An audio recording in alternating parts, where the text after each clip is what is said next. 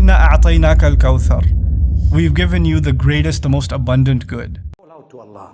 Make dua. We call it supplication. Keep on making a supplication. Your problem might not be resolved in 1 day, 2 days, 1 year, 2 years. But wallahi, if you continue with your patience, with your prayer, with your supplication, humble yourself, thank Allah for what you have, a day will come when you will receive such victory that you will be smiling all the way. That day has to come. After the darkest hour of the night, guess what you notice?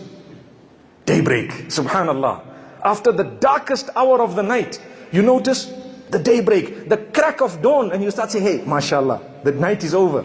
Subhanallah. The same will happen to your problems, your issues. The more problems you have, the closer they should bring you to Allah. You get close to Allah, you get used to this. A person who had a problem with his hand and they amputated it. Wallahi, if your hand has been amputated, your leg has been amputated, may Allah make it easy for those whom this has happened to. Those whom this has happened to have fallen into a few categories. I want to make mention of 2 of them. One is those who are depressed because, hey, I lost my leg, I lost my leg, I lost my leg, I don't know what to do, it's amputated, now look, I don't have a leg, what's going to happen to me, how am I going to walk, what? All those questions are there. But can I tell you what a mu'min will do? He doesn't have a leg, now he goes, he thanks Allah, at least I have one other leg.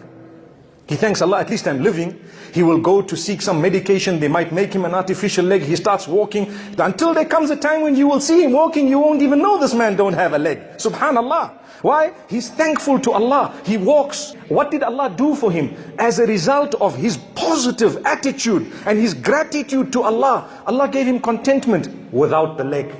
Subhanallah. Amazing. But the same problem in another person who just continued to complain, what will happen? He becomes depressed, he now needs medication for psychiatric assistance or, solution and so on, and he will not be happy up to the point of death. The other man is working, he's got a good job, he's driving, everything is happening. This is the same with us when we have our problems. Your marital problem, any other problem, social problem, financial problem. Today we are discussing financial problems because we are all going through it. I don't think there is a single exception in our society and community. So you have to thank Allah for what Allah has bestowed upon you. You have to look at it positive. Keep on going. One day, you may think, I'm never going to make this. No, with Allah, you can do it. I promise you, with Allah, you can do it. Get close to Allah. Keep trying. People may swear you, they may say things to you. You may go through the roughest patch. Trust me, with Allah, you will come out of that. Trust me, with Allah, you will come out of your problem. But you need something. Bala in tasbiru wa tattaqu. So many times in the Quran, when Allah speaks of major obstacles facing the mu'mineen, He says, we will help you when you have sabr and taqwa. You need to be patient. When you are patient, don't tell everyone, I'm making sabr. I've heard people say this, I'm making sabr. I'm making sabr. Why are you spoiling your face? Why are you telling the world you're making sabr? Keep quiet. Sabr is such that you should know you're making the sabr. You don't need to tell the world you're making the sabr. You just pretend like nothing is wrong, such that when people see you, they think, wow, this person's got the life. That's what they think. But only Allah knows, you are struggling.